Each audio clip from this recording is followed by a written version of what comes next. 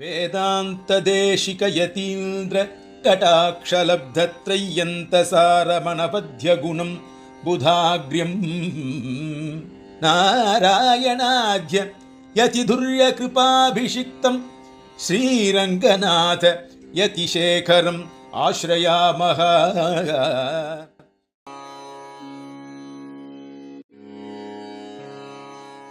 அடுத்ததாக நரசிம்ம கோபால் கல்பசூத்திர பரிச்சய விவாக பேதாக.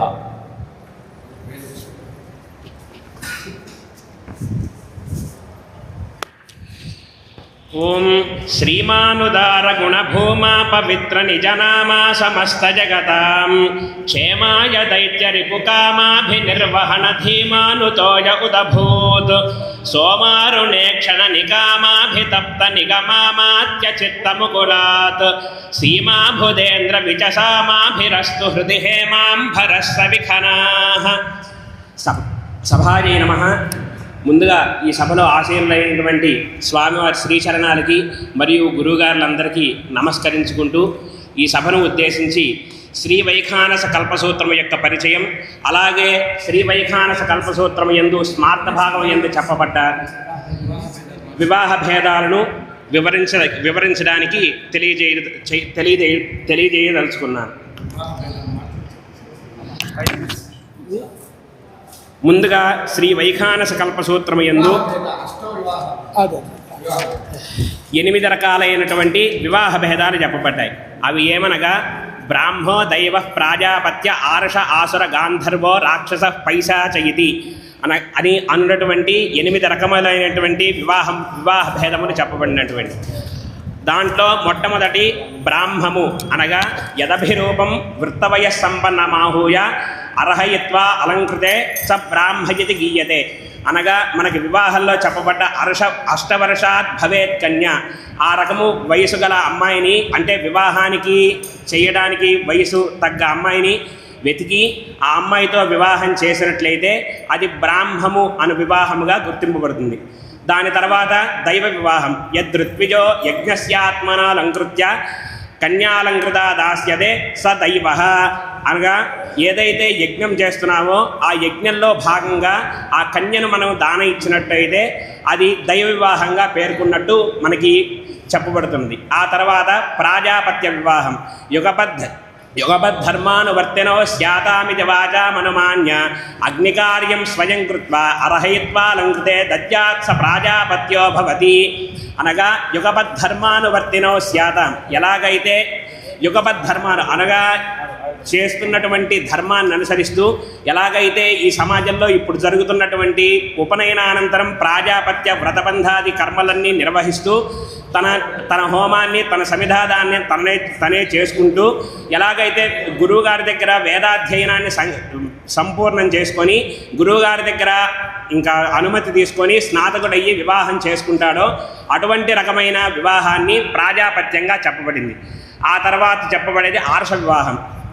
యద్గో మిథునేన ఏకేన ద్వాభ్యాం వా కన్యాం దదాతి తమార్షమాచక్షతే అనగా వివాహము చేసుకునేటప్పుడు ఆ కన్యతో పాటు యద్గో మిథునేన ఏకేన ద్వాభ్యాం అనగా ఆ కన్యతో పాటు ఒక రకమైన కట్నం కింద గోవులు, అంటే ఇది వరకు మనకి సంపద రాగా ఆ బ్రాహ్మణులకి ఎలాగైతే గోవులే సంపద కాబట్టి ఆ కన్య కట్నం కింద ఆ గోవులు అనగా గోమిథునం అనగా ఒక ఆవు, దానితో పాటు ఒక జంట ఆవుని ఇచ్చి కన్యతో పాటు ఇచ్చినట్టయితే ఆ అటువంటి రకమైన వివాహాన్ని ఆర్షంగా పేర్కొనబడింది.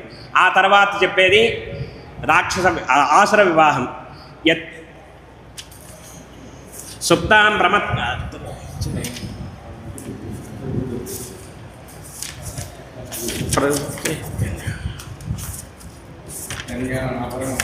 యత్కన్యాభరణమారోప్య శక్యాం బంధుభ్యో ధనం దత్వా దద్యాత్తమాసురమాచక్షతే అనగా కన్యని పెళ్లి చేసుకోవడమే కాకుండా వాళ్ళ బంధువులకి పురుషుడే ఎదురు కట్నమిచ్చి ఆ కన్యను స్వీకరించడం ఏముందో దాన్నే ఆసుర వివాహంగా మనం పేర్కొనబడడం జరిగింది.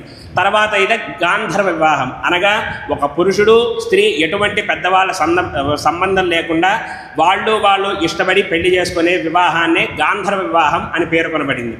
ఆ తర్వాత పైశాచ వివాహం అనగా ప్రసహ్య యత్ కన్యాహరణం సరాక్షసః అనగా ఒక స్త్రీని బలవంతంగా అపహరించి బలవంతంగా పెళ్లి చేసుకోవడమే రాక్షస వివాహంగా పేర్కొనబడింది.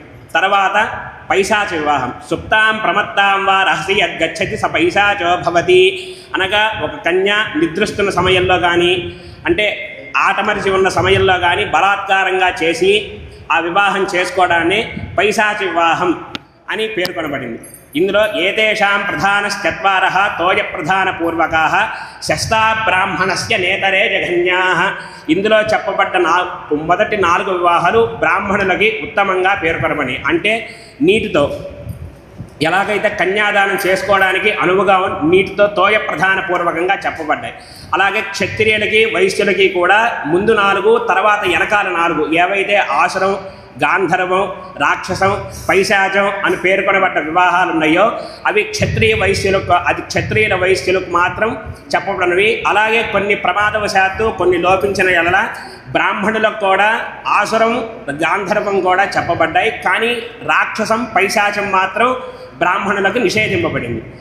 ఈ కారణంగా త్రీన్ పూర్వాన్ త్రీనపరాన్ ఆర్షీ జాత ఎలాగైతే ఈ ఆర్ష వివాహం మన కన్యాదానం చేసిన ఫలితం ఎలాగైతే ఉందో త్రీన్ పూర్వాన్ త్రీనపరాన్ ఆర్షీ జాత ఆర్ష వివాహం చేసుకున్నట్లయితే ముందు 3 తరాలు వెనుక 3 తరాలు సిద్ధిస్తాయి. అలాగే షట్పూర్వాన్ షడపరాన్ ప్రాజాపత్యే నోఢాయా జాత ముందు 6 తరాలు వెనక 6 తరాలు ప్రాజాపత్య వివాహం చేసుకోవడం ద్వారా తరిస్తాయి.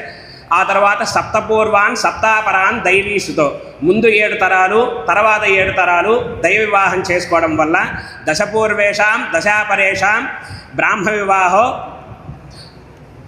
భవతి అనగా ముందు 10 తరాలు వెనక 10 తరాలు తనతో కలిపి మొత్తం 20 తరాలు బ్రాహ్మ వివాహం చేసుకోవడం ద్వారా ఉత్తమ ప్రాప్తి కలుగుతాయని ఈ వివాహం మనకి చెప్పబడినది. ఈ అవకాశాన్ని నాకు ఇచ్చినటువంటి పెద్దలందరికీ నమస్కరిస్తూ విరమిస్తున్నాను. महान् सन्तोषः